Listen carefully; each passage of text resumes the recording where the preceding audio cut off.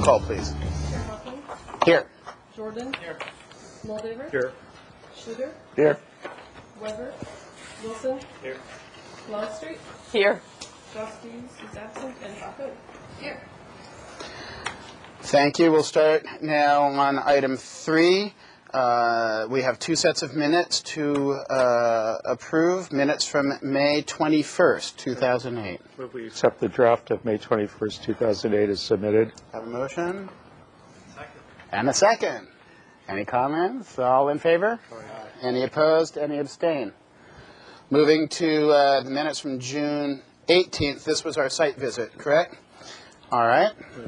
Move to accept the minutes of our site visit to 3 locations along Mission Creek on June 18th, 2008. We have a motion to approve. Is there a second? Second. We have a second. All in favor? Aye. Any opposed? Any abstain? We have 1 abstention.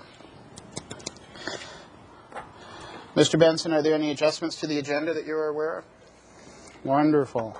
We move to public comment. This is the part of the agenda where any member of the public may address the committee for up to 1 minute on any subject within the jurisdiction of the committee, but is not scheduled for public discussion before the committee. I have no speaker slips, so we will move on. Mr. Moldaver. I don't know whether it be under public comment or committee member communications, but I think it would be appropriate to tell the people who are watching as well as in the room that a gentleman very instrumental in the organization and early success of this committee, Mr. Robert Almy, who was the head for many years of the County Water Agency and was the Board of Supervisors liaison to these meetings, as you may have heard, took early retirement from the county a number of weeks ago and has moved to a new opportunity on the East Coast. And for those people who are wondering, I know one of the committee members was wondering why no one from the county has been here recently. So number one, I'd like to pay tribute to the work that Mr. Almy did behind the scenes, helping the city, helping our initial staff to get off on the right foot. And he really exemplified terrific collegiality. And as Councilwoman Falcone knows, in city-county relations, that's sometimes a luxury rather than something that we take for granted. But it does bring up the fact that Mr. Almy's liaison role at these meetings has not been filled since the time when he announced he was leaving, which is several meetings ago. So I was going to ask staff whether you've heard if the county has any interest in designating someone almost as good to take Robert's place, as we all wish Robert well in his new endeavors. Mr. Benson. Thank you, Mr. Moldaver.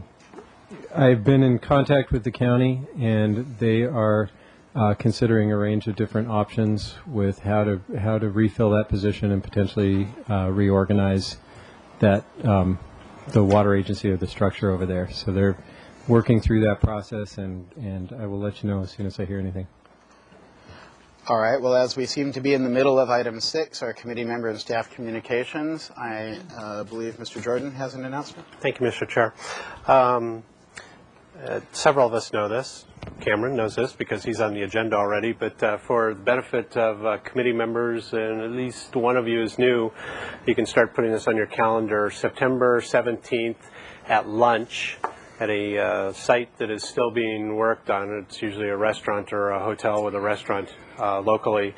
The Greater Santa Barbara Lodging and Restaurant Association will be meeting, and the subject of that meeting, that day's presentation, will be Cameron Benson with the annual update on Measure B and status of the creeks for the lodging and restaurant industry. And of course, you all know that the nexus there is that the division is funded by the hotel bed users tax, the 2% part of Measure B. And in the past couple years, we have made an effort to reach out to committee members and invite those to those meetings so that the function and the process of the committee becomes more of a face to the membership of that organization rather than a sense of those people that are just spending my money type of relationship. Both sides get to see who each other are, get a better feel for each other, and kind of understand each other's perspective. So if you can put that date on your calendar, September 17th, and I usually start throwing out a slew of emails to all of you when that time comes close, and Liz will arrange and coordinate your attendance to that meeting and get you lunch. Okay? Thank you. Any other communications? All right. Mr. Benson, did we have any subcommittee? Okay. So as we breeze past item number 7 and into item 8, manager's report. Mr. Benson. Thank you, Mr. Chair. I just have a few things I wanted to mention. First, I'm very pleased to announce that the Creeks Division's Arroyo Burro Estuary and Mesa Creek Restoration Project was recently honored with the Santa Barbara Beautiful 2008 Award for Open Public Space Project. And that was just announced last week, and there will be a ceremony to present the award on September 28th at the Granada Theater. As you all know, the city stormwater management program describes how the city will comply with the federal clean water regulations.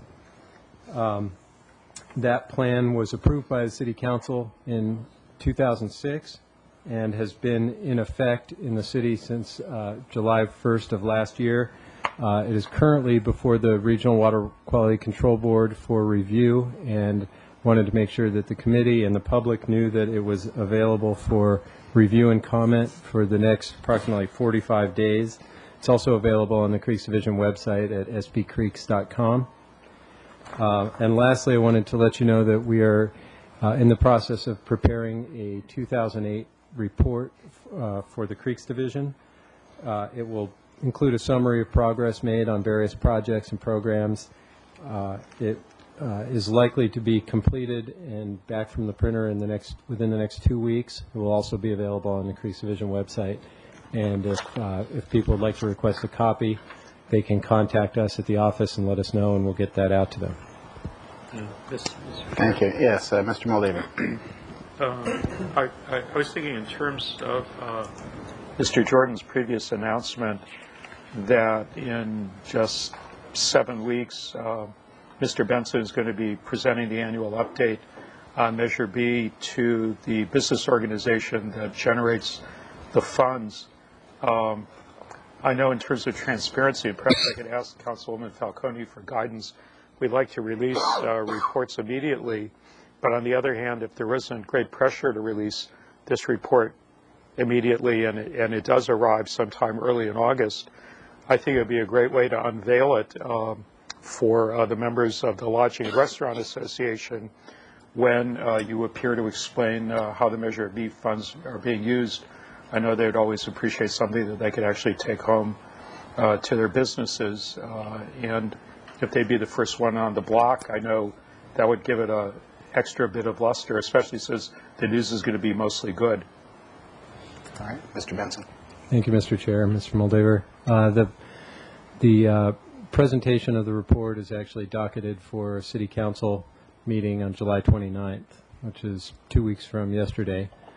So that will be where we will release the report, but I will bring copies to the luncheon on the 17th of September so that everyone there has an opportunity to grab one. Thanks. Thank you. Mr. Schluter? I have 2 comments. One, I took the pup for a walk today up and down the hill there near the Arroyo Burro, and it's amazing how the plants have grown up in the period that it's been there. There are whole areas where you can't even see the burlap anymore. Do you turn your mic up? So I'm really impressed with how green and gorgeous that area looks. The second question is just a procedural one. You're saying, it says here that the report covers 2002, 2007, and 2008. Do we do an annual report, or do we do an every other year report? Mr. Benson. In the past, or when the Creeks Division program started, there were annual reports, 2001, 2002, 2003. There have been presentations to council, there have been presentations to the Lodging Association, but there hasn't been an actual physical report document put together. So we thought we would get one together this year. It's focused primarily on 2007, 2008. There are some things in there that had not been in any of the earlier reports. So there are a couple of things that were between 2003 and 2007 that are also included in the report. Okay, thank you. All right, thank you. Any other questions? Mr. Jordan? Thank you, Mr. Chair. Attempt to make this the longest manager's report on history. I was just thinking back to Arroyo Burro, and I'm pretty sure it's current history for you, but when we had the ribbon cutting, so to speak, we the Creeks Division made it a point to invite members of the lodging community to that. And I think it would be a nice reach out for the Granada event if we came up with a nice little postcard. Remember those postcardies that had the picture of the development thing, kind of invitation thing? And if you want, I can help you with the pertinent 15 people because I keep the club roster. And then the other point would be there were, this is my neighborhood, so there was a tremendous number of people in that neighborhood who took great interest at the time too, and I believe the invitation list at the time for the opening also went to many residents on the Mesa, and if we could come up maybe with a cost-effective or reasonable method to involve some of those people or reach out to Douglas Family Preserve Technical Committee or the La Mesa Neighborhood Association, I could help you with that one too. I think a lot of those people might show an interest in getting down there and applauding that presentation at the Granada. Great ideas. Thank you.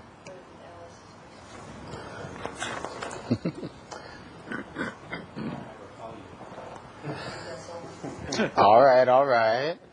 Mr. Benson, anything else for your report? Okay. So we'll move on to item 9, business items. 9A. We will have I believe this is an action item for storm drain screen covers, and we have Tim Burgess to present to us. Chair, good evening. I'm here to talk about the is this PowerPoint up, right? The West Side Old Mission Creek Watershed Storm Drain Screen Project. First, I want to give a little bit of background on the issue and where it has been raised in the past. Gross pollutants were identified as creek water quality impairments in the Creek Inventory and Assessment Study of 2000. And during the 2004 Water Quality Forums hosted by the Creeks Division, trash in the creeks was one of the concerns raised by the public during comment. The City Stormwater Management Program identifies gross pollutants as a pollutant of concern, and in a meeting this past April, the Central Coast Regional Water Quality Control Board identified trash as one of the top water pollutants in Santa Barbara. Gross pollutants is a term used to describe a certain class of pollutants.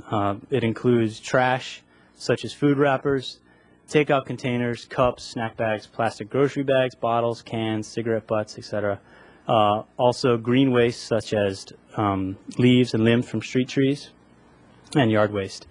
It also includes other debris, such as electronic waste, discarded household items, and packaging materials. Gross pollutant impacts to water quality include impacts to the city and community, as well as biological impacts. Trash is aesthetically unappealing in the creeks and on the beaches. Gross pollutants can carry other pollutants, including bacteria, viruses, and metals on them, and they can interfere with the operations of water treatment infrastructure, such as the SURF and the Hope Diversion. They tend to clog underground intakes and require more maintenance by pulling these things out. Biological impacts include harm to birds and aquatic and marine life.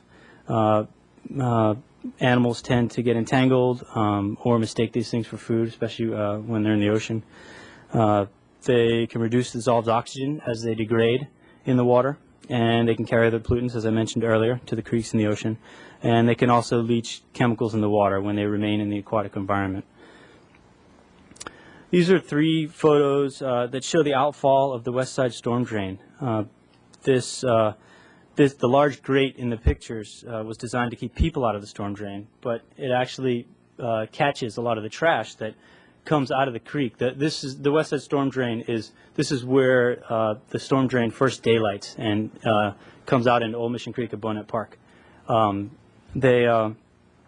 of this trash and debris behind the gate there originated on the streets, and this is not, you see the trash here, but this is not all the trash that actually came out. A lot of it kind of passes through there. This site's actually cleaned twice a week, and so this is not something that's accumulated over a year. This is something that accumulates over a week or so. So it's just a good illustration of the connection from the streets to the storm drains and how this stuff ends up in the creeks, and if uncollected, can end up down at the ocean or the beaches. As far as the program history of cleanups go, the Creeks Division has worked with a contractor since 2003 to clean trash and debris from the creeks each week. And in January, as I mentioned, cleanups were increased to twice per week. Staff volunteers and community volunteers walked the entire length of the creeks in 2007 before the wet season, pulling all the trash out to prevent it from being washed into to the creeks and the beaches, or to the beaches. So this is something that will be done each year before the wet season. Now, the Creeks Division also collaborates with businesses and nonprofit organizations in regular beach and creek cleanups. All this combines to over 400,000 pounds of trash that have been removed from the city creeks since 2003. These are some photos from the 2007 staff volunteer and community volunteer cleanup event. This is not all the trash was collected, but just shows an example. These are all different bins and trash that was collected in the bins. There's a lot of large debris that was dumped into the creeks, but a lot of the stuff that's in the trash bags are smaller items that were carried from the streets into the creeks. As far as the history of the project, this Old Mission Creek West Side Storm Drain project goes, in August 2005, when the CDS unit was taken out of the SURF project design, the Creeks Division made a commitment to City Council to pursue storm drain screens in Old Mission Creek watershed in order to prevent trash from reaching the creeks. The Creeks Advisory Committee recommended storm drain screens in the fiscal year 08 and 09 budget and in the capital improvement program. Storm drain screens, they're installed at the first part of the storm drain, at the catch basin.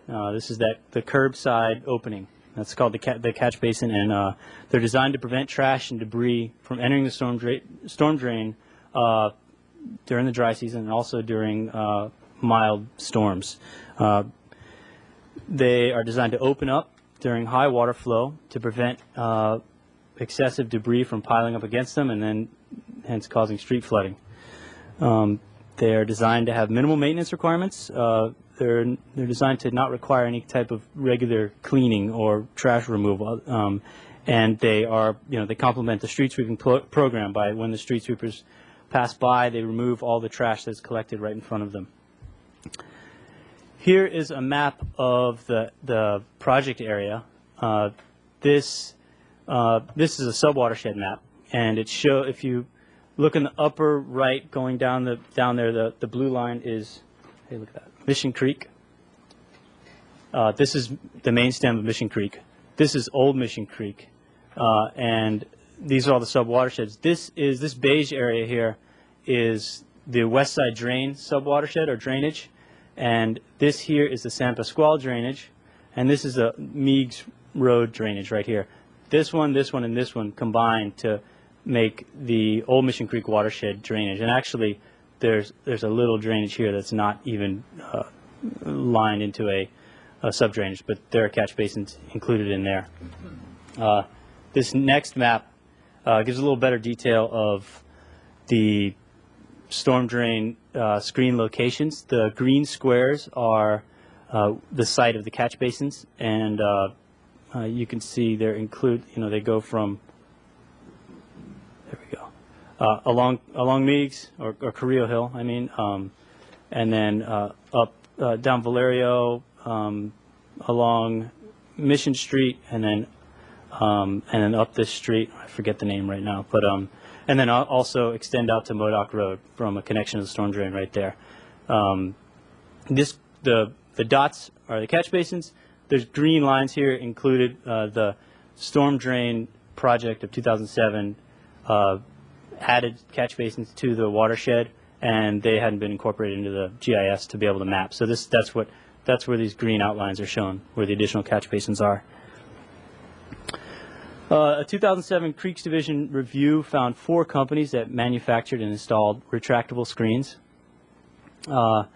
Each of these companies were invited to install a test screen in the watershed, and these, with the help of city engineering and streets division staff, the Creeks Division tested these screens using the water from fire hydrants. Unfortunately, the fire hydrants tests did not sufficiently mimic rain events to provide conclusive results, so they were left in over the wet season to be monitored during storm events. Here are 4 photos showing the 4 different screens and snapshots of some of the monitoring that took place over the wet season. In the upper left here is one catch basin where the screen was installed. This is just after soon after the rain stopped. You can see water is still slightly draining, but this black outline here is where you can actually see the water line where it came up. The screen failed to open. And then after the rain stopped, it slowly drained through the soil and leaves that it collected up against here. This screen failed to open again, and you can see here there's water piled up. And it actually, in another storm later in the season, it piled above the catch basin, and we had actually manually just open it up to let it flow down. It was a hazard. This screen opened fine, but it actually wouldn't return to the closed position after it rained. This last screen is the screen that performed well in all conditions. This is the screen that was manufactured and installed by Ecology Control Industries, and it performed as specified. It prevented trash from entering the drain during the dry and then also during low flow. It opened up during high flow to allow the water to pass through and prevent flooding, and it returned to the closed position after the flow subsided. And it also performed well in a street sweeping test. The screen, these are photos of the screen, the ecology control screen, and here some leaves were in front of the catch basin, and we threw some trash and debris in front there as well. After the street sweeper passed, you can see pretty much all of the leaves and all the trash have been swept up by the street sweeper. We were concerned here that the sweeper would possibly take the trash and just open up the screen with the brushes and scoot it into the catch basin, but that didn't happen here. We checked the catch basin and none of the stuff was swept in, and so that performed well there. The cost for the manufacture and installation of 116 screens in the Old Mission Creek watershed is $163,546, and this was in line with what we had estimated it, and also when compared to a bid given to the City of Los Angeles in 2005, it was equivalent. So we currently have a total of $248,000 in the allocated in the FY08 and FY09 capital budget, and which makes it sufficient to cover the cost. And grant funding was explored, but none was available for this type of project. To evaluate the performance of these screens, the Creeks Division will use baseline data from previous surveys. Annual creek walk pollutant surveys have taken place since 2000 using GPS and GIS, and in addition to this, detailed trash surveys in Lower Mission and Old Mission Creeks have taken place in 2000, 05, and 07. For our next steps, the Creeks Division would like to go to City Council in August. The Creeks Division will recommend approval of a sole source contract with an option to renew the contract for up to 4 years. Installation can take place in September, of this year. As far as monitoring goes, the screens will be monitored for performance and maintenance needs during the warranty period to make sure that they all perform well and they can be taken care of while they're in that warranty. And then also, the Creeks Division staff will continue the trash surveys in the creeks so that we can assess the screen's performance and as far as trash in the creeks and at the beaches go. So this concludes the presentation, and I'm happy to take any questions right now. All right. Thank you, Mr. Burgess. I thought the presentation was very clear. I'm going to open it up for discussion, and I would like to remind the committee that this is an action item, and staff is hopeful that we will at some point have a motion to concur with the Creeks Division recommendation to council that the city enter a sole contract with ECI for the manufacture and install of storm drain screen covers in Old Mission Creek watershed with an option to renew for up to 4 years. So that's if it is the committee's desire, that is the road that we're taking, and I'd like to open it up for clarifying or other questions or comments on this. And I saw Mr. Moldaver first, so we'll start there. For the sake of discussion, I'd like to put an official motion, as the chair has just articulated, to concur with the staff recommendation to recommend to council to execute a sole source contract for the purchase of the screens with the funding that has been designated in the report. And having made that motion, and I hope there's a second.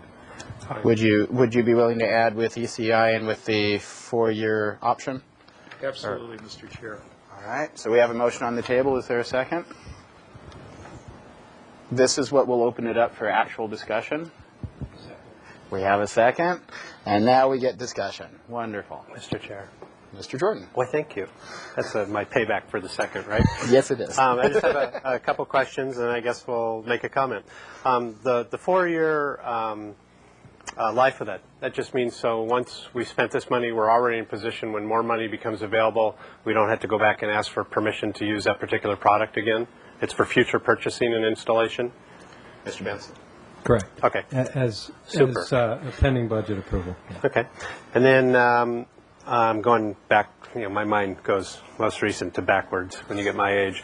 Those two maps you showed, the watershed map and the catch basin map, are those unique just to the work you've done here, or are those type of illustrations available citywide in the division right now? This is a map that was produced. Because I think the next one, well, that's This the map? one. Yeah, no, that one. Yeah, is that something that has just been mapped out for this purpose, or is this type of illustration available for the catch basins across the entire city? This map was used using GIS and with data that we have with the city. I'm not sure. This is the city has maps of all the catch basins. And I've seen some before, but they're not this pretty. Oh, They're well, more this like was- black and white with lines you can't read and elevation changes. This was produced for this. This was just Okay. used using GIS. So we make a lot of maps. So I guess my comment there in response to that answer would be at some point when you have nothing to do, or as we move forward, this is a great illustration when some of us think, well, where the heck does this stuff drain when we're standing on a hill, into which watershed, and what's the scope of where it comes from? Because this clearly shows, and those two illustrations clearly show, but if you took me over in the east side somewhere, I would kind of be clueless about that answer. So I think that's a great illustration, and I think it'd be nice to work towards a project whenever that we would have that type of data available. And then other than my second, I think we should, and I like the answer on the 4-year issue. I think we should aggressively be moving forward using this technique wherever feasible in the whole city. That there's no reason not to. It replaces what is now a labor-intensive manual pickup task in the creek beds with something that will be automated, less labor-intensive, cost less, and before it gets into the creek beds. Recognizing that somebody here may say it's not solving the behavior issue, but given that that's a bigger problem, I think this is a great step in the right direction. And then last comment is when you're looking at city watershed maps in general, and I said this once before, I think, but it's been quite a while, there's a little white slice up on the mesa between Arroyo Burro and I guess Mission Creek. And it kind of encompasses the gully of Lighthouse. But that slice up on the mesa from the top of Mesa Lane to somewhere down near La Marina is a watershed that's not a watershed, and though it goes in the storm drains and it comes right out a pipe onto the beach. And I'm wondering when, and so that makes that stormwater that doesn't get the opportunity to be to go through dirt and get some filtration, just goes right into the ocean. It doesn't get the opportunity to be tested in a watershed like some of our other watersheds did. So whatever's coming off those roads and houses and yards and whatever is going right into the beach with the debris too. So I'm just making a plea because I remember that white slice that should be an area that maybe a greater emphasis should be placed on at least removing debris out of that immediate run into the ocean, because it doesn't even have an opportunity to be picked up in a watershed as a second-hand effort. Does that make sense? Okay, thanks. All right, thank you. Mr. Sluter. I would like to ask a question of Mr. Jordan. Are you talking about the drain on Shoreline Park, in the park there? No. If you walk the beach, say from Mesa Lane steps down to around the corner at the City College Point, you will see up on the bluffs as you walk along these sets of corrugated pipes, maybe 2 feet diameter, that come out of the side of the bluff. Right out of the cliff. Those are storm drain originating drains coming down from the streets in our neighborhoods. They're not going through a creek watershed. Right. They're just collecting off the streets and going right into the, at high tide they're going right into the water. At low tide they're going onto the sand, eventually into the water when the tide rolls up. Right. So whereas the rest of the watersheds, give or take, have the advantage of they go down a storm drain, they end up in a creek, and they still have to travel somewhere, and there's the potential there of filtration, and there's also the potential of somebody coming along and picking up the stuff. That doesn't exist if you're hitting the water at high tide. Should I continue? Certainly. Mr. Burgess, I have 4 questions, probably mostly related to my newbie status. What are the dry season vectors for the primary volume of trash that ends up in the basins? That is to say, a vector would be wind or people throwing trash in. What are the primary sources of the material? Do you know? I've seen where a lot of people throw things into the catch basin, but I think with wind, if you have trash on the streets or on the sidewalks, it moves around until it kind of finds a sink somewhere, and these catch basins end up being a sink. I couldn't tell you what the primary source is. I think it differs for different streets, but I used to live on a street where I saw a lot of people throwing stuff in the catch basin, but I imagine wind is a big thing. And cars, if you see cars driving down a busy road, things kind of get blown around until they kind of land somewhere. So the unfortunate conclusion then is that we don't know what percent of the trash that gets into the creeks will be interrupted by these screens.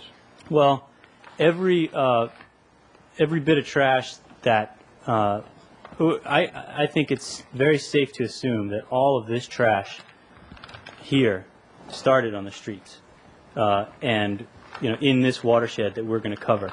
And so if the catch basins are covered in this watershed, most, if not all, of this trash will be eliminated from getting into the storm drain system, no matter how it would have gotten in by wind or if somebody throwing it in. So it's your belief that we will be capturing a significant proportion of the materials that now end up in the creek bed? Yes. But we don't have any evidence for that. That's just an observation that you're making, a common sense observation from the. Yeah.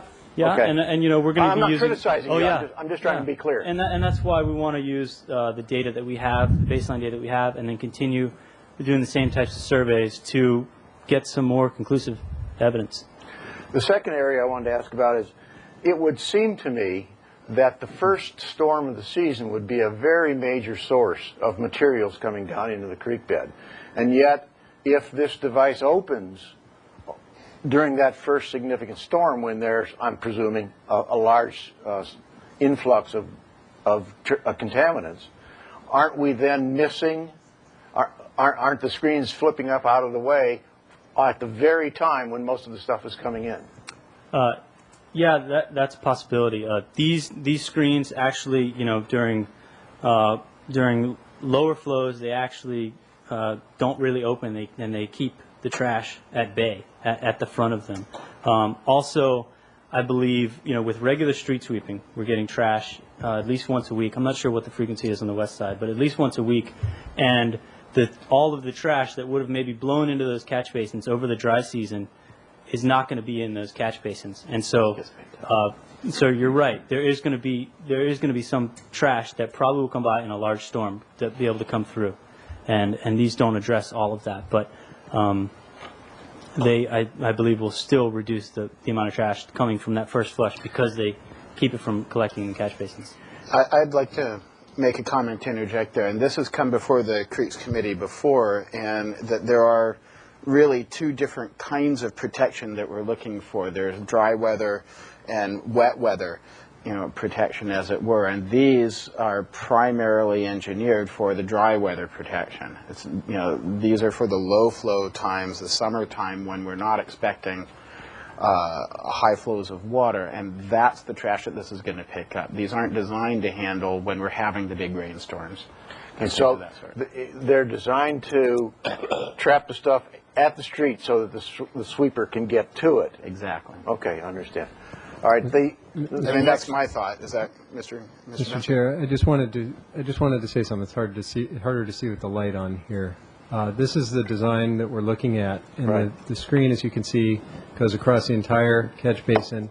This particular design, unlike something like this that swings open sideways, or these two, which are supposed to open up inside, like that. This one, they open up by counterbalances and things like that inside of the catch basin. But this design sort of surfs along the top of the water. So if you've got something like a coffee cup or something like that, it will be up against the screen and won't necessarily get pushed in. The screen will open a sufficient amount to let in the amount of water that's coming in. So, for example, in this location, it was dumping rain, and that's the elevation of water. It's about 1 inch. If there was a coffee cup, it would just be sitting right there. And then when the street sweeper comes by 3 days later, it'll pick it up. So it would take a major storm event to push trash through. What you'd probably see getting under this type of design is candy wrappers and things like that, but probably not cups, cans, bottles, and the type of debris that we see a lot of, particularly plastic bottles and things. As Mr. Burgess mentioned, the street sweeping will be going through weekly, picking up the trash, so it's not like it's building, and then coming out in a first flush. And lastly, with regard to vectors, there have been a lot of studies done, and we've looked at them with regard to the type of land use in a given area and the effect on trash. And obviously, the more urbanized areas have more trash deposited in the streets, whether it's from wind and it's blowing out of trash cans or people just throwing the trash in the street. There are actually studies that talk about the diameter around a fast food restaurant or a commercial or a convenience store where people are going in, they're getting a big cup of Coke or something, and they walk down the street drinking it, and as soon as it's gone, it ends up in the street. So as we move forward with this program, we're looking at areas where we have potential for capturing an entire watershed like this, and also particularly looking at those high trash areas as the sort of the low-hanging fruit. I should emphasize, I was not being critical. I was just trying to get a better understanding myself. But you just touched on something. How does that screen? Does it flip up? Does it move vertically? How does it work? Swings up like that. It swings up. And the swings sensing enough. mechanism is simply the pressure of the water. And the more the pressure of flow, the higher it swings up. That's right. Okay. And my last question is, I think touched on by Mr. Jordan. I don't understand the renewal period. in other words, how many of these will be installed in the first year, and how many are over the 4-year longer period? The 116 will be installed in the first period. We're going to look into other areas that would be good candidates for installation pending budget approval in the next 4 years.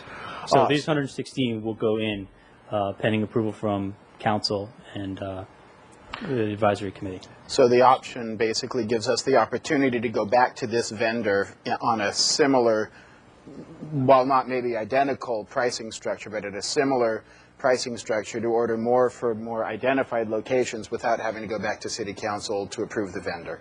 Is that what we're dealing with? But more to the point, the first year covers this basin, and the additional years cover other areas. I understand now completely. Thank you, Mr. Chair. You're welcome. Mr. Wilson. Thanks, Chair. So to help me understand, so this 4-year term we're talking about is so that this contractual procedure doesn't have to happen again. City can go purchase more of these. Okay, thanks. That was unclear to me too. I have now only 3 questions and a comment. All right. That first one was sort of removed. I'll be counted. The 4 various products that you guys tested, I just want to make sure that it was tested through, more or less observed and tested throughout the rainy season, looked at multiple times, not just on one rain event or so. That's right. Enough observation. Yeah, it was a wide range of. So of the 164,000 for the 116 or so, can you give us an idea what the comparable cost across the board for the other 3 vendors are? Just ballpark to get an idea of where this product sits in the market. I'll go ahead and jump in. As you notice, we're recommending this as a sole source contract, but it's not really a sole source. We did a field test, sort of a request for proposals, where we actually were able to field test all of the different products. 3 out of 4 did not work. So we didn't think it was valuable for us to get bids from a vendor who we knew we weren't going to move forward with. We looked at other communities, particularly in Southern California, but around California, to get a range of what the cost would be as we were estimating cost. This specific vendor that we're recommending installed storm drain screens throughout the city of LA, I think the county of LA as well. And we were able to review the bid for the county of LA, or the city of LA, from 2005. And the price obviously is tied to the materials, so it depends how large your catch basin openings are and things. But the cost per screen was essentially the equivalent of what we were seeing in the city of LA in 2005, 3 years ago, in spite of the steep increase we've seen in the materials. Yeah, I agree with you that it doesn't make sense to pursue a product that doesn't work. But also just curious, where this product sits in relation to the other ones price-wise. The last question I have, Mr. Burgess, is specifically regarding the monitoring program that you were talking about. In order to sort of effectively monitor if these storm drain inserts are, really keeping trash out the way we want them to, are you thinking about not having the in the creek collection for at least an indefinite period in these specific areas? Or are you going to look at maybe evaluating bulk quantity and tonnage in these areas comparatively, so we can sort of tease that out and kind of get an idea what fraction of the sort of trash pollution these are addressing? I wasn't considering that. First of all, I don't know if it's a good idea to not pick up trash out of the creek for any period of time and just kind of let the creeks get accumulate all this debris. And also, during the baseline period, we were actually cleaning up the creeks and doing weekly cleanups. So I think that would end up changing it. That variable would be different. But I don't think it's going to be perfect. you know, in as far as getting perfect results, but hopefully we can see some kind of difference.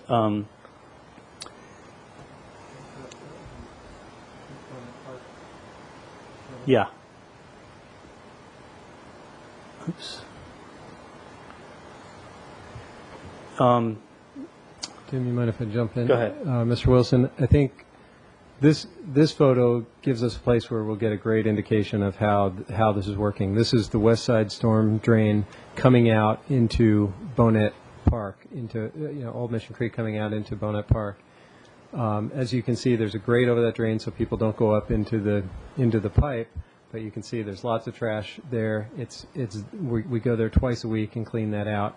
We'll be able to see what kind of reduction on a weekly basis we're seeing in that storm drain, coming out of that storm drain pipe.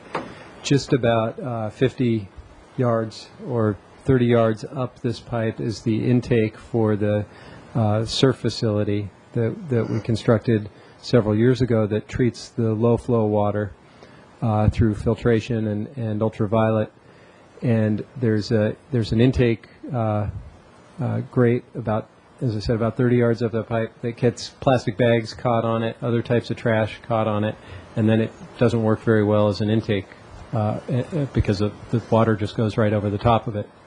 So we have someone go out regularly, pull the manhole cover, look down, and make sure the intake grate is cleared. And that will be another place where we'll definitely see evidence of whether or not the storm drain screens are working to keep trash out. So I might just suggest for your monitoring program with just a few little tweaks, a little extra education for maybe the contractors who are cleaning things up, that if the ability existed to be a little bit more quantitative as opposed to qualitative, I believe that Measure B proponents, city council members and the like to have quantified ideas. 117 storm drain inlets at this cost has reduced this much trash. If that is able, it certainly would probably not be frowned upon, I'm imagining, by council. I want to be a little more clear that the contractor that we have clean up the creeks on a biweekly basis actually weighs all the trash that's picked up and also quantifies items that are pulled from the creeks. So we have a sheet that they fill out and they give us the data quarterly. So, how many paint cans, how many bicycles, how many various different items, and so that might answer your question. And we can tease a lot of data from those. Actually, all I'm really talking about is opposed to an aggregate for the city. If you could just get maybe the west side area and then everything else. Okay. Yeah, we could, just a little bit extra. I'm not trying to split hairs here. It's just as long as we're talking monitoring isn't really worth very much unless there's some quantitative element to it. Okay. And just sort of the final comment to Mr. Jordan, you'd made a comment about a suggestion that really looking to putting these storm drain inlets throughout the city. Certainly a great idea, but obviously there are many avenues for trash that enter the creek, such as people throwing them off bridges and homeless encampments and the like. And I think let's see how well these work before we preclude other options for funds. Thank you. All right, Mr. Moldaver. I think Mr. Burgess gave a very thoughtful, well-organized presentation, and I think there's enough good material there to allow every member of the committee to vote to support the motion that's already on the table to recommend the committee support the staff recommendation to the council to award this contract in the amount recommended for the number of grates specified for the 4-year warranty trial period. So I would hope, Mr. Chair, that we can actually move this along to the council. And Mr. Moldaver, are you asking me to call the question?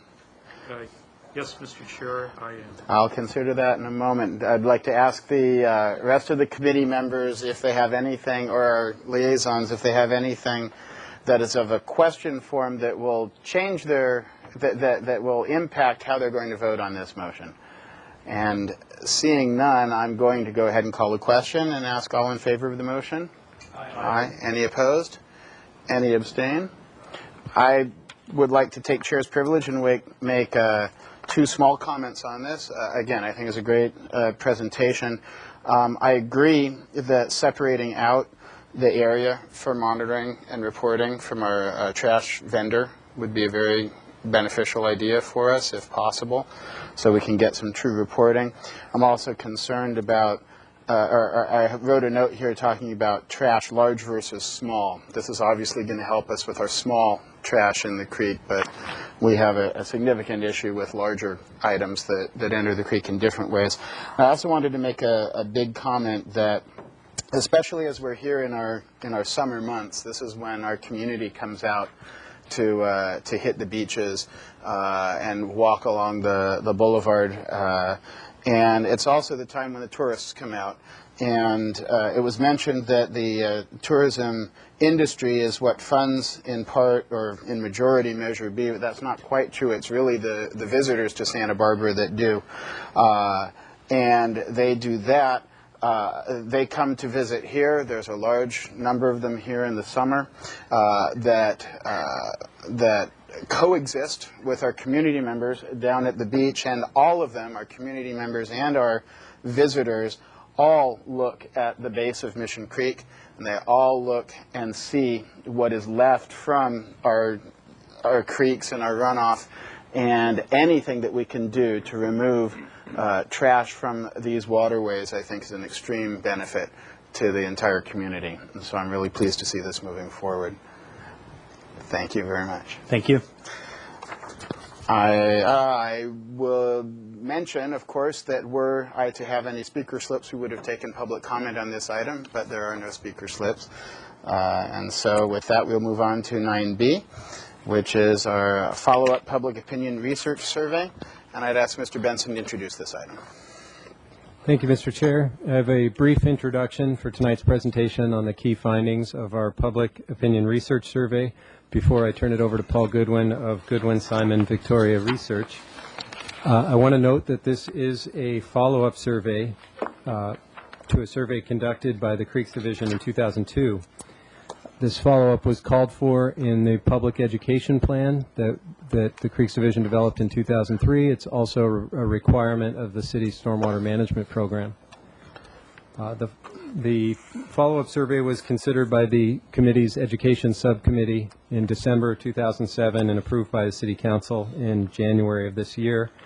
And the purposes of the survey were to measure the current level of public awareness regarding water quality and stormwater issues, to evaluate the effectiveness of current and past outreach efforts and activities, and to recalibrate the public opinion plan and outreach and education approaches to maximize effectiveness. Paul Goodwin conducted this research and has analyzed the results for his presentation this evening. Mr. Goodwin heads the Goodwin Simon Victoria Research Office in Santa Monica. He and his colleagues have more than 30 years of experience in conducting public opinion research for municipal agencies. He has conducted extensive research throughout California on topics such as recycling, stormwater pollution prevention, land use, energy, solid waste disposal, and water conservation. Mr. Goodwin and his firm also conducted the Creeks Division's original survey in 2002. And now I will turn it over to him to present the results from 2008. Thank you, Mr. Goodwin. Thank you. Thank you, Mr. Chairman and members.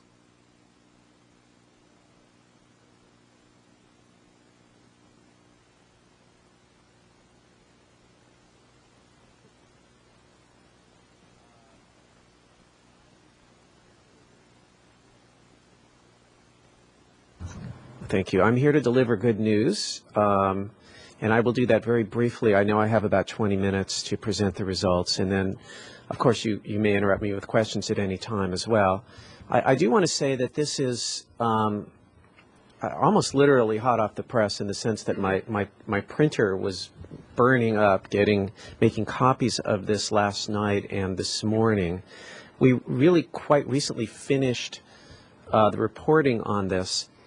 And the reason I mention that is that I have no doubt that there will be questions that you will have that I do not know the answer to. Not that it's not available, but I just don't know it yet. And I'm going to take notes on those, and I'd be happy to get back to you with a written memo of anything I can't answer today. So let's go through the results. Quickly on methodology, the residential survey was 600 adults. 7% of the responses were from wireless phone numbers, which is really new in survey research. We've discovered that a lot of people out there don't have landlines anymore. We intentionally did an oversampling of Latinos to ensure this population was represented. And we ended up doing a little bit of weighting to census estimates of the study area population. The margin of error overall is plus or minus 4%, and you can see the study dates. We also did a survey of 300 businesses in the study area with an oversampling of restaurants and auto repair businesses. We attempted to do an oversampling of mobile businesses. We were not successful. It turns out it's, as you might imagine, very, very hard to get hold of businesses where there is no there. And let me just quickly go through some of the key findings of the residential study. We are not only comparing results of this survey to what we did in 2002, but we were also looking at the goals sent out for the division in the public education plan that was prepared a few years ago. And so the plan actually laid out goals and objectives to be looked at in a follow-up survey based on the original survey findings, and come back in a few years and tell us how these numbers have changed. And we found that the city, in fact, has met most of the goals that were in the plan. In particular, we've seen increased understanding of how personal actions can create storm water pollution, although there's, as we'll see, more work to be done. We also found large gains in the willingness to take action to prevent pollution and interest in doing so. And we did find evidence of actual changes in lifestyle activities to reduce pollution. We found less progress on increasing understanding of how the storm drain system works, and there's clearly more work to be done in this area. Now, some more key findings. One thing that's really interesting, we'll look at the slide later, is you have very, very strong norms in this community that says such behavior is not acceptable. And when I'll show you later, comparing it to a survey we did recently in San Diego, you folks are light years ahead of what's going on with the population there. We also found really high awareness of the outreach effort. 3 in 4 have seen information on pollution prevention. You'll see that's an increase from what we found in 2002. And again, compared to San Diego, much higher awareness. 86% can say they can actually recall one of the city ads, or radio, video, or print ads. We do find progress is slower among minority and lower income residents. By progress, I mean the types of changes that we saw from 2002 in the non-minority and upper income residents. When we looked at what are the barriers to action, the thing that really came out was lack of time, but another one was the lack of understanding of the personal impact that people have, how I'm responsible for helping to create and helping to solve this problem. Just a few more findings. We looked at some possible policy issues, policy proposals, rebates to help pay for pollution prevention actions. Very strong interest in this, at least in theory. And strong motivation to act. Huge proportions of residents who say they visit the creeks and the beaches. In the interest of time, I cut out that slide, but it is 63% say they visited the creeks in the last year, or a couple years for some reason. 93% say they visit the beach. So very high proportions of people who are actually at ground zero for this stuff. A few recommendations. Expanding efforts to help residents make the connection that their personal actions can create or prevent stormwater pollution. And this seems obvious, and yet it's not to people. Some people said, well, it's government's problem. Some people said, I don't have the time. So these are real barriers to action. In particular, we need to expand understanding that stormwater is not treated. There's a fair amount of lack of understanding how the system works, that stormwater is not treated, that water in the gutters actually goes in the storm drains. A substantial number of people do not understand that. And finally, I know you're already doing this, but there's a lot of stuff that people are willing to do, and it's important to people to do this stuff. So you have an opportunity to say, we want you to do this, we want you to do that. There's obviously two criteria. One is, are people willing to do it? And some things people are not willing to do, like pick up someone else's dog's poop, right? That's something people are not so willing to do. Other things people are willing to do. And another criterion is, does it make a big difference? There are little things people are willing to do, but maybe that doesn't make a big difference.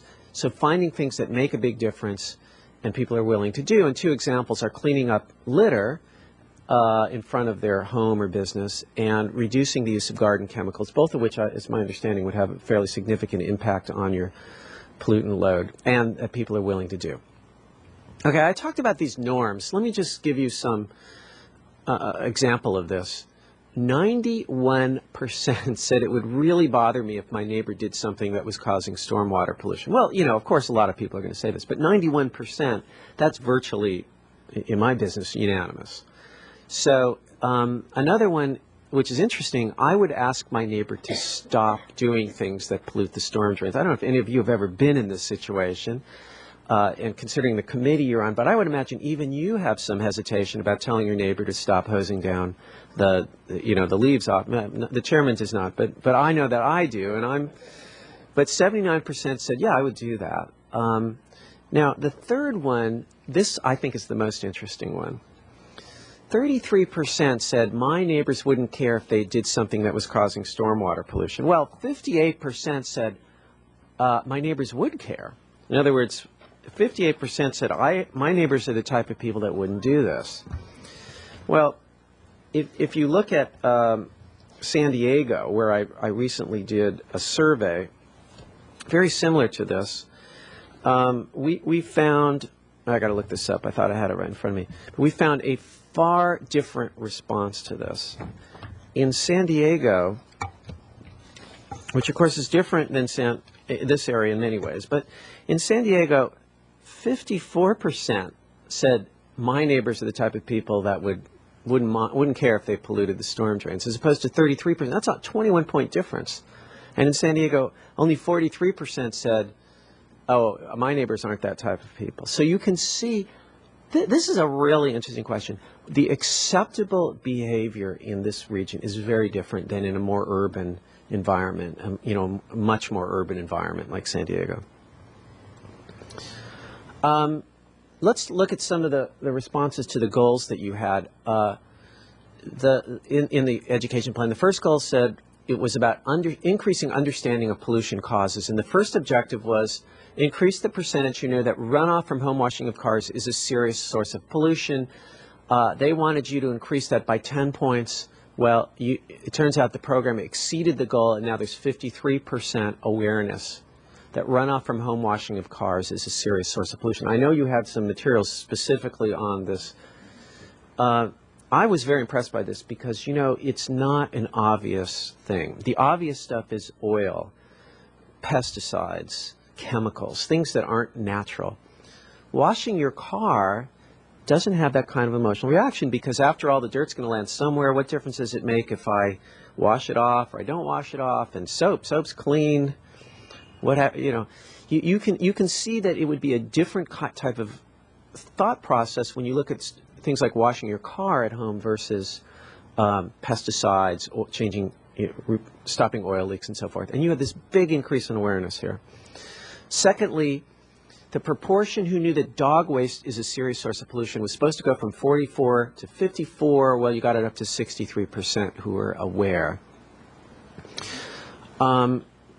Third, increase the percentage you knew that garden pesticides are serious sources of pollution. You're already at 75, supposed to go to 85. You got it to 80. I must say, just in my own experience doing these surveys, that was I won't say it was an unreasonable goal, but a very difficult goal. At 75%, you've already tapped most of the people that you can tap. So even a 5-point increase, I thought was, if not within the letter of the law in terms of success, certainly within the spirit of the law here. Second goal was to increase understanding of how the storm drain system worked, and here we did not see the type of progress that we got in the other goals. There was supposed to be an increase in the proportion who know that storm drain water is not treated. That proportion fell. However, it's not that you had more people who were wrong, you had a higher proportion of people who weren't sure.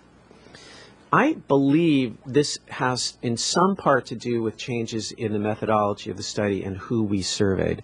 In 2002, the lower income and particularly Latino proportion of the sample was much lower, and we really worked hard to get a higher proportion, in particular of Latinos. And the crosstabs are really clear that you have lower levels of awareness in particularly Latino and also other non-white populations about how the storm drain system works. So my guess is that a lot of that is a sort of artifact of that change in the sampling methodology. Nonetheless, the point is there's a lot of work to be done here.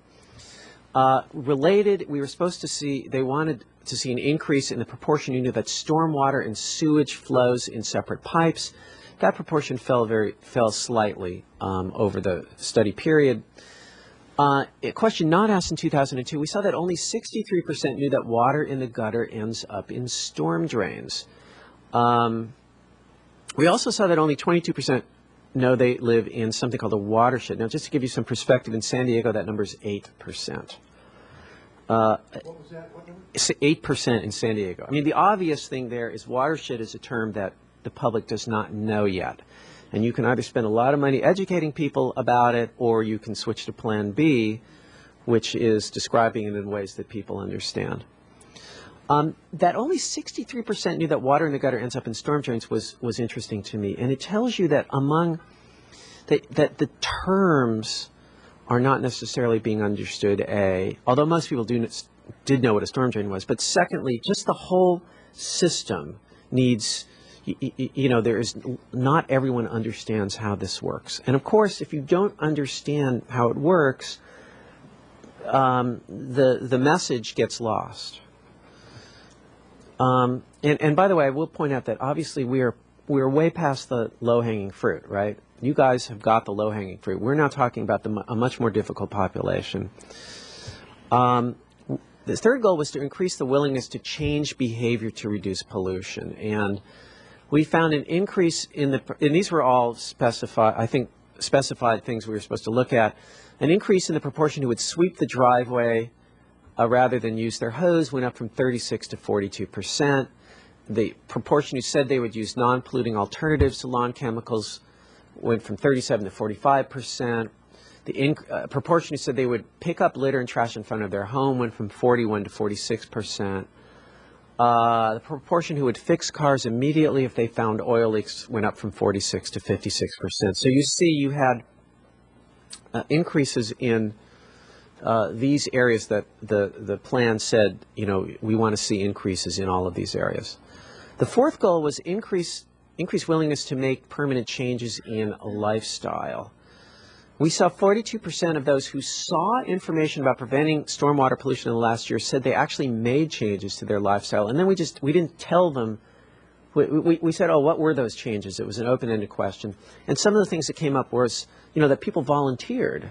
Was, I take my car to the car wash now, I'm cleaning up trash and litter, I'm using less in the way of pesticides and lawn chemicals, and I'm using less water, which is actually turns out is a way to reduce storm drain pollution, although people may not have understood that in an intellectual level, but they understood how that related to the question. We also found in the business survey an increase from 30 to 60% in the restaurants that told us that they made changes to reduce pollution, and an increase from 62 to 71% in the auto repair businesses. Again, these were criteria specified in the plan. Widespread awareness of education efforts. We asked people, have you seen information on ways to prevent pollution of storm drain water in the last year or two? In 2002, 59% said they had. This year, we found 71% who said they'd seen this information. Just to give you perspective on what a great job you're doing, in San Diego, 35% answered affirmatively to the identical question. And San Diego spends a lot of money on this. They spend in more than $1 million a year on paid media. So I don't know quite what your budget is, but I'm guessing it's not in that realm. They have a much more urban environment, much more difficult environment, but they're not getting anywhere near the kind of awareness of this material that you guys are getting. We asked them specifically if they recall these ads, and you can see very high levels of what we would call aided recollection, particularly for the top two items.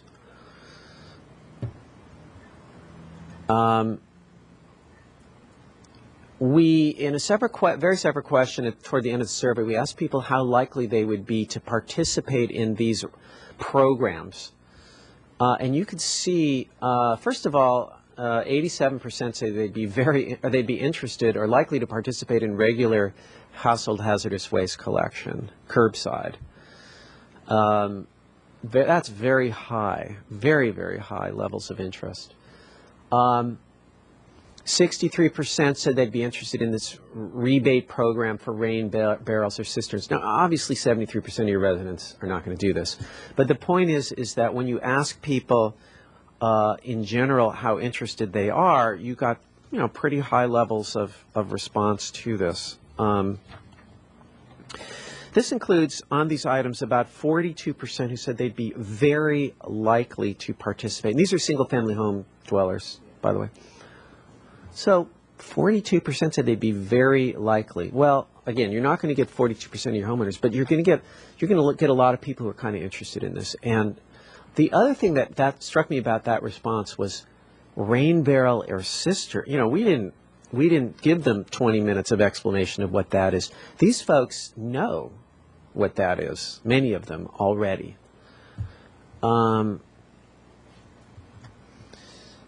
I talked earlier about barriers to participation, and we gave them some apply, not apply statements about reasons that people often give for not doing more to help stop polluted water from entering the creeks or the ocean through storm drains. The number one thing was, I don't have time.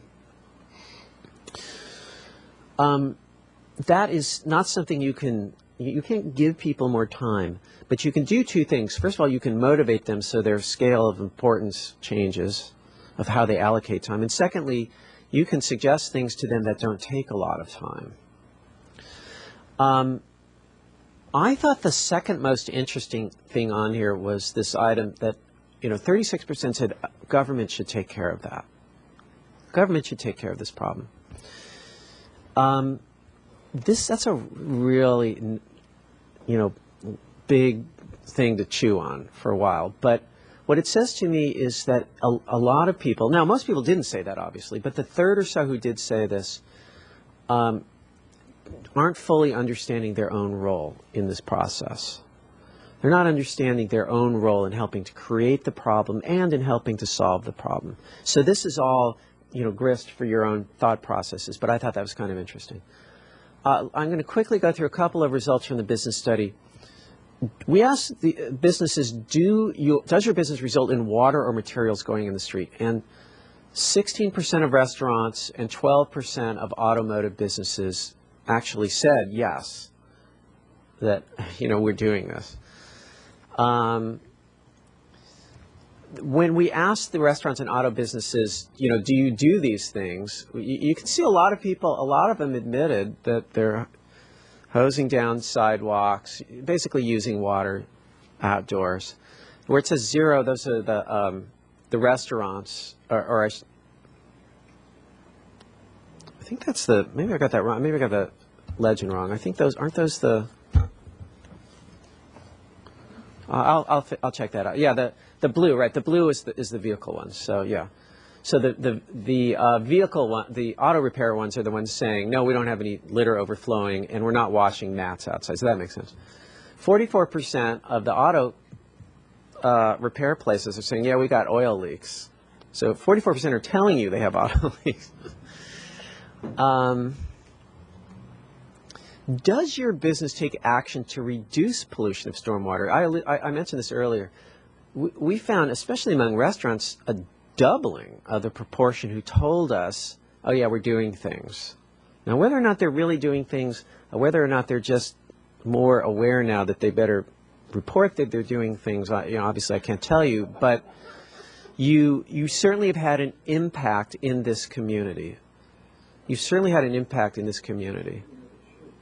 Yeah, and I remind you that we are not necessarily interviewing the sophisticated people who come to your meetings. We're calling the restaurant guy, we're calling the manager, the day manager of the restaurant, maybe the owner of the restaurant, but all kinds of restaurants. We're not talking to people who are permitted waste dischargers who, get a permit, this sort of thing. So I thought that was really interesting, really impressive. Just a final couple slides for you. We ask people if they approve or disapprove of current stormwater regulations. Overwhelming approval of the regulations. I'm sure you hear from every business that does not overwhelmingly approve of the stormwater regulations, but as is often the case in local government, the folks that you may hear the most from are sometimes not representative of the general public, or in this case, the population of all restaurants and automotive businesses. And then we asked, do you support stronger enforcement of the regulations? 79% of restaurants said yes. And even the automotive businesses, we got 54% who said yes. Of the non-restaurant, non-automotive businesses, we got high proportions also who said, I support stronger enforcement of these regulations. So you certainly have a lot of support within the businesses that are most directly affected by some of these regulations that says, yeah, we need to be doing this and we need to be doing more of it. And again, I think that is reflective of the kind of general awareness that you have and norms and understanding of what is acceptable behavior here in the Santa Barbara area that really makes this, fertile ground for your work and for, moving forward with what you're doing. Yeah, that's the last slide. So I'm very happy to take any questions now. As I said, if I don't know the answer now, I'd be happy to make a note of it and get back to you. Mr. Chair, can I just interject for one quick second? Certainly. I just want to say that because everybody seems to want more regulations, I would be happy to hear that no one will complain when we decide to ban styrofoam and plastic bags. And I do need to leave at this point, Mr. Chair. All right. Thank you. Thank you for your work. Good to see you here. Thank you very much. Well, thank you for the presentations. I found it very informative and fun to watch, actually, for me. This is a discussion item. This is a time where we can ask away and hope to learn more. I'm encouraged that we can, if any questions do not get answered here tonight, that you'll be able to report back and get those distributed to us. And I'm assuming also that there are opportunities for discussion offline, either after or outside the meeting, to find out more about what's in the report. Wonderful. With that, I'll open it up to questions. Let's just go down the row, starting with Mr. Wilson. Thank you, Chair. Thanks for your work and clear presentation information. I'm a little curious about the change in demographic from the surveys, and I'm just wondering if you could if you have any insight as to how that demographic changed, and also maybe share a little information of if any particular entities or businesses were surveyed both times, or what sort of overlap, and just any kind of info there. I don't know the answer to the latter, and I don't think I could find the answer to the latter because the actual names of the businesses that we interviewed in 2002 are lost in the data files wherever they go when they're no longer with us. But there are, we did 300 out of the thousands and thousands of businesses. It probably weren't that many that were interviewed twice. Although when you look at, well, even the restaurants and auto repair businesses, you have many hundreds of them in the study region, which remember goes up through Goleta and south as well. The main difference in the demographics that we got, two things. We got younger in this survey for two reasons. First, we weighted it in particular to try to match census data estimates of the population. And obviously, when you go up into Goleta, you have a very young population. And secondly, we went into the we also looked at the estimates for the Latino population, and we ended up at something like, I think last time we were 5 or 7 points below where we are this time. So we wanted to be closer to census estimates of the population. On the other hand, I will tell you that the census estimates now are 8 years out of date. Mm-hmm. So that is a moving target as well.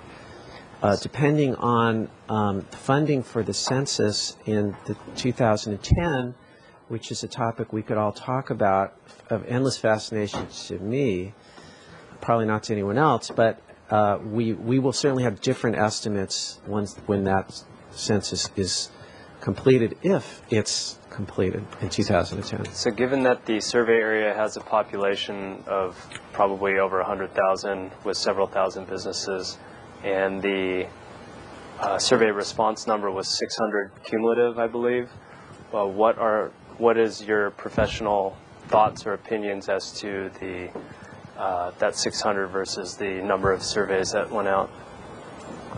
Oh, that's an easy one to answer.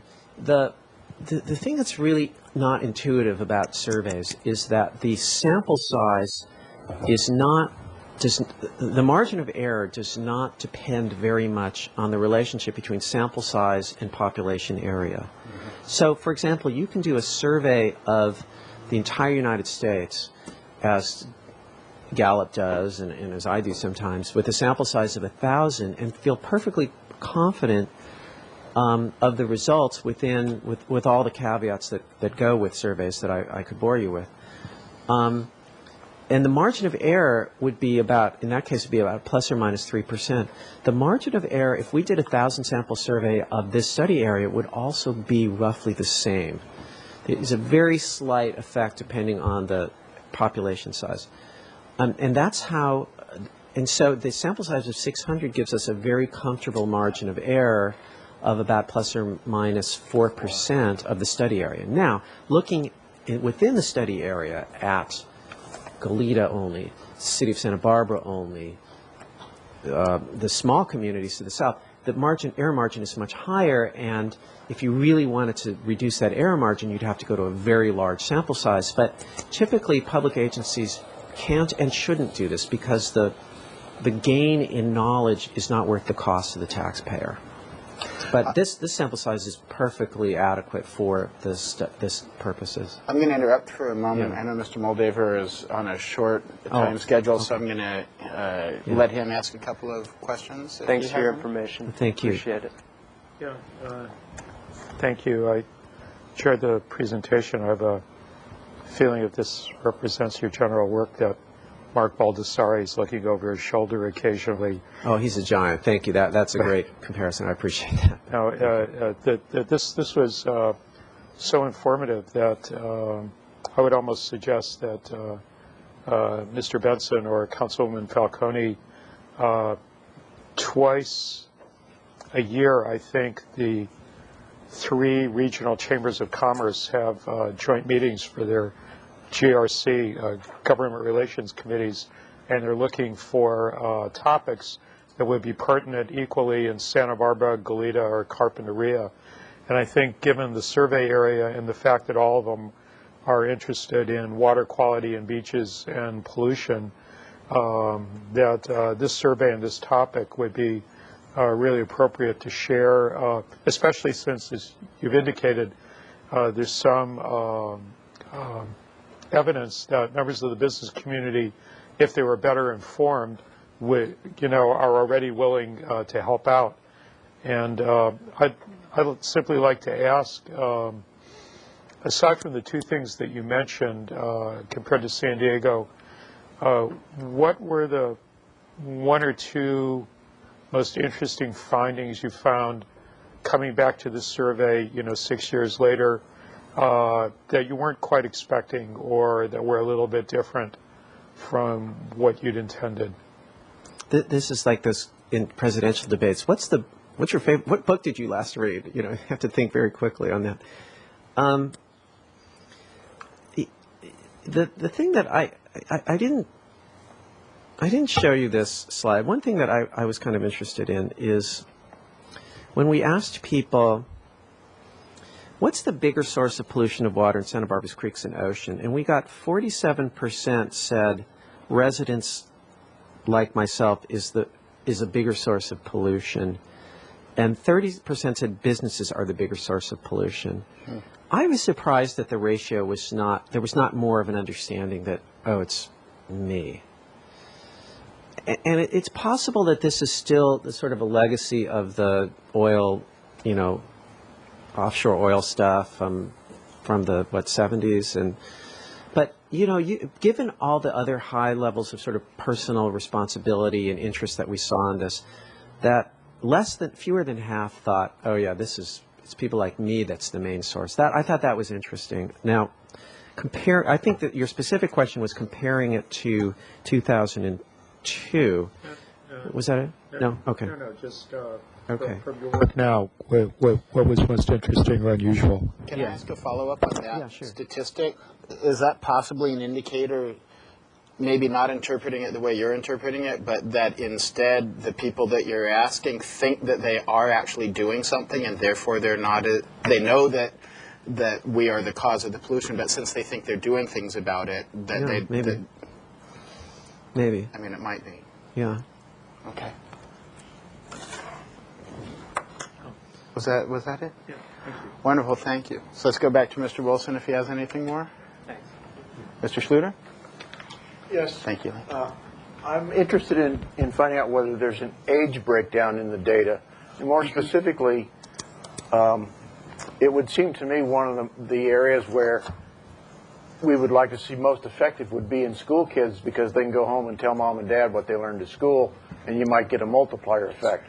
So do we have, on this data that you presented, which is quite interesting, is it broken down further by age so we can look at those kinds of questions? Yeah, absolutely. For example, specifically, how effective are our school programs as opposed to our general programs? Oh, we don't have, these are adults only that we interviewed, so I don't have school age results.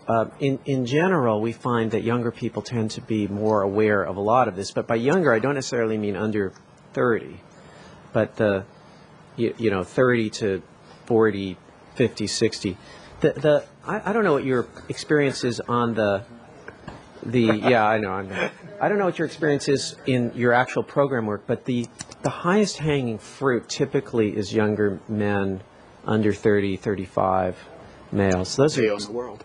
Yeah, right. The highest, toughest groups. I do a lot of school-based environmental assembly evaluations. And I do one, for example, for the LA County every year, and they do this massive, gigantic assembly program, millions of kids a year. And it is astounding how effective these types of programs are in getting that message across about, pollution of the storm drains. Because we ask about it every 2 years. And we do a pre and a post, and then we do a delayed post 6-8 months later. And the information sticks with these kids. So it's information that can be transmitted through school assemblies. But this was just adults, so Right. we have to leave that question aside. Yeah. A second area that I'm interested in is you made a lot of comparisons to San Diego, and as you noted, that's quite an urbanized area compared to Santa Barbara. I'm not sure how comparable the results are. So, for example, when you cite a change in Santa Barbara residents highly motivated to take action, just picking one statistic in particular, we've gone from some number to some other number. How does that compare with the same kind of question, say, nationwide?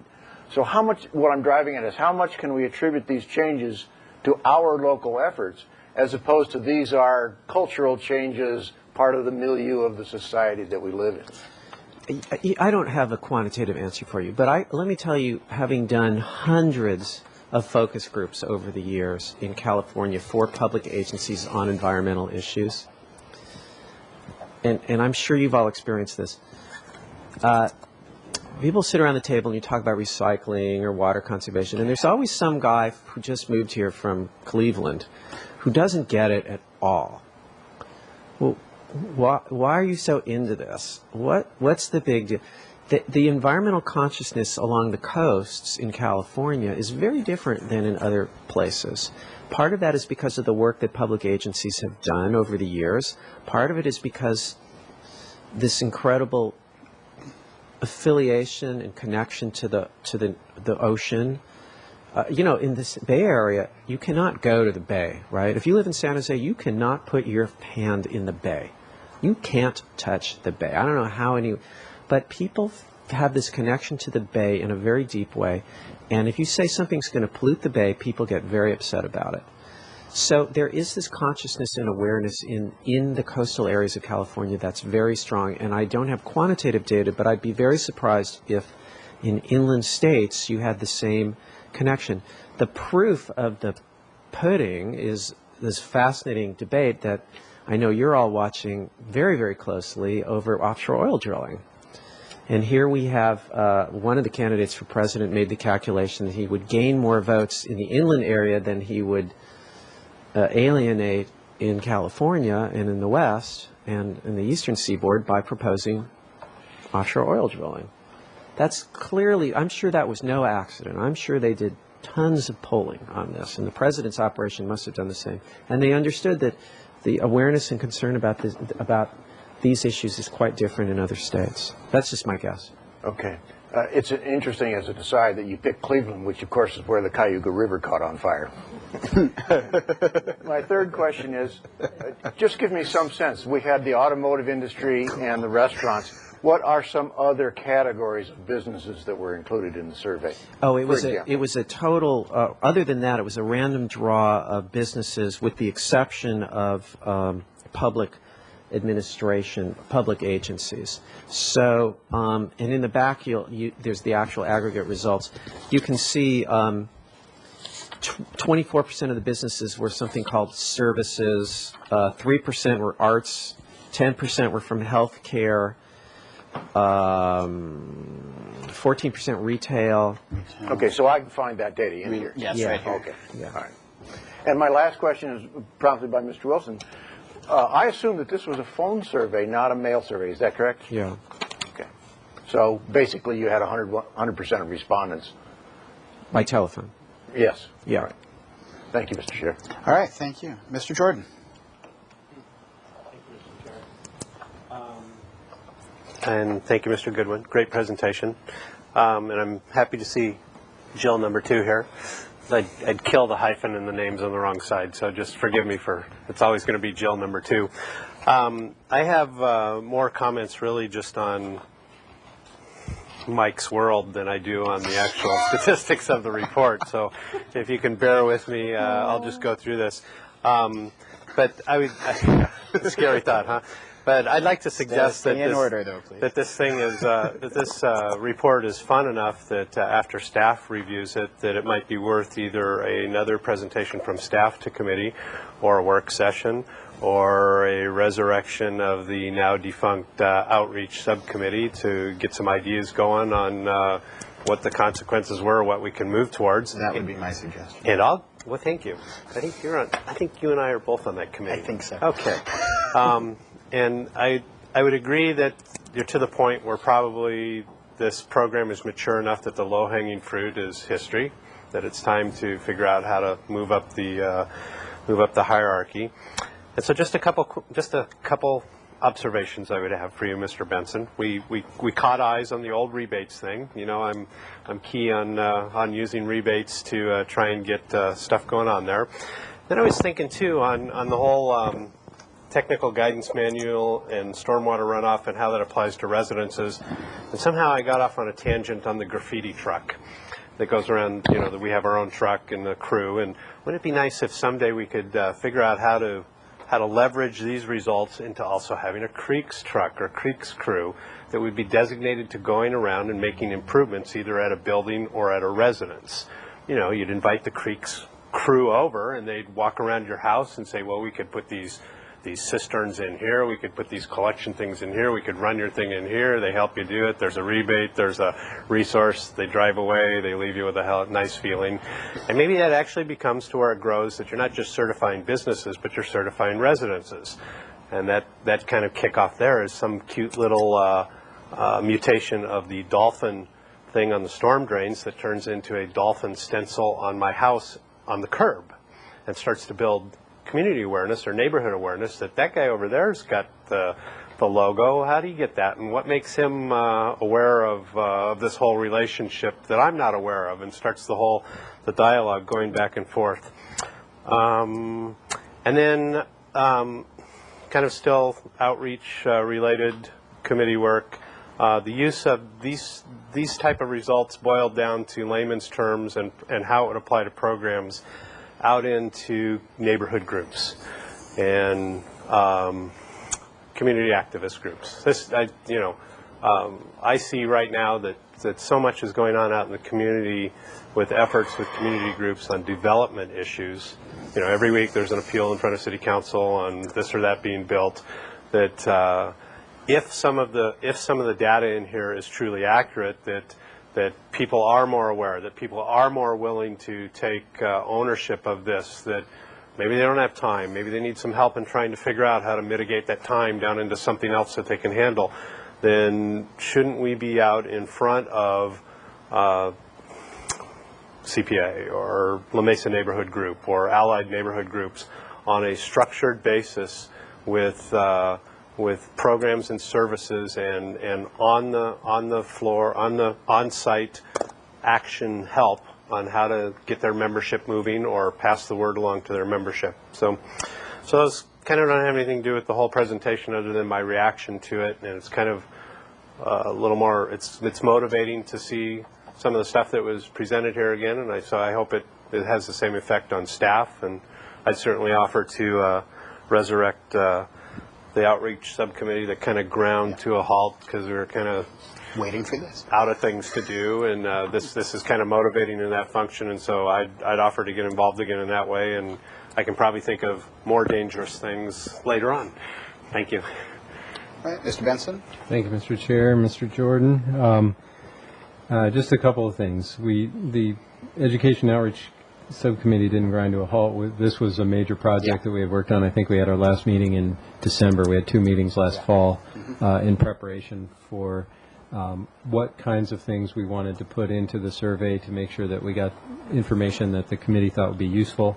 One of those things was what types of incentives and what would be the reaction from the public to types of incentives. And I think, Mr. Jordan, you probably brought that up, and that's why that question was in there.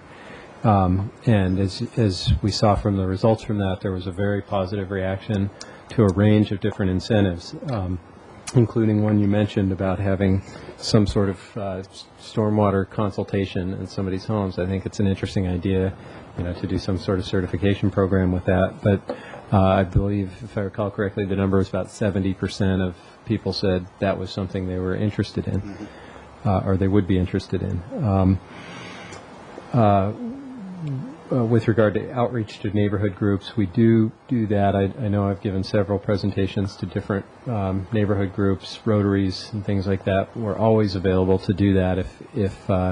If anyone has an interest, they can feel free to call me at the Creeks Division, and I'd be happy to set something like that up. But we do also do affirmative outreach to those groups.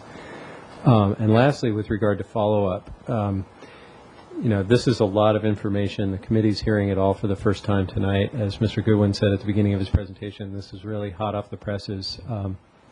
We could have We could have waited to till next month so that you all had time to receive and digest the results of this before we had a meeting, but we are scheduled to go to City Council next month, and our normal protocol is for this committee to hear these kinds of reports first. And so I actually scheduled this meeting, or Chair Hockman and I scheduled this agenda item sort of sight unseen with regard to the results of the study. We put it on the agenda.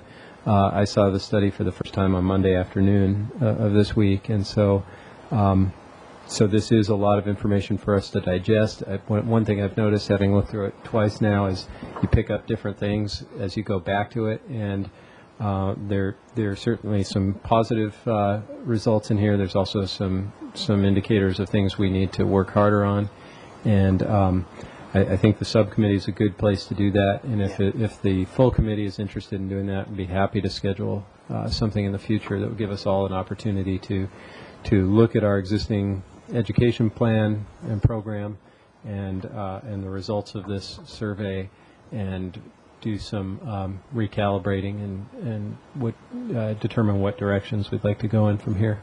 All right. Thank you. Ms. Longstreet. Yeah, I have a question on the awareness of specific advertising.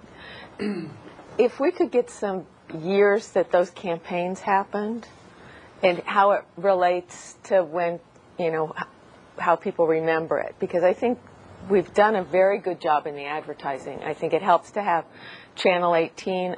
It's surprising the number of people that actually watch the stuff on Channel 18. I don't know if you all find it, but I have a lot of people come up to me the next day and say, I saw you on TV last night. So, I mean, from little kids when I worked at elementary school to adults. So I think the awareness, that campaign has really been very good. And I think it helps that some of those ads are very homey. They look like they were made for Channel 18, and that's great. It's just how it should be. But it would help to know the dates, and if people are not remembering certain things because they were 3 years ago or 4 years ago, as opposed to the effectiveness of them. One thing I can tell you about that, I don't have specific dates down to the month. I believe all of the advertisements mentioned in the slide tonight, at least, were all aired within the last 2 years.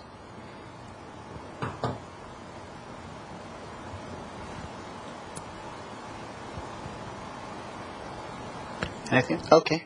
I have many comments and or questions, but I'm going to limit it to just a few right now, and then I'm hopeful to talk to you offline also. And these are in no particular order. I think I'll start with a follow-up on Mr. Schluter's question, where he was talking about the results and how we could attribute them, and he was talking about versus a national trend or anything like that.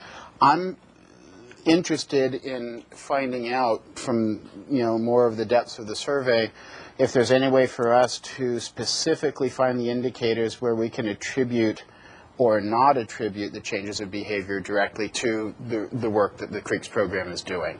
And I think that's really the meat of the survey. So any way that we can find those survey responses that really determine, are we on the right track? Are we, particularly because of the programs that we are doing, having an impact? Or is it simply because Santa Barbara is on the West Coast, as an example? So that would be really interesting to bring out if possible. Speaking about Santa Barbara, I am very, very, very pleased that we're seeing wonderful results from around the greater Santa Barbara area.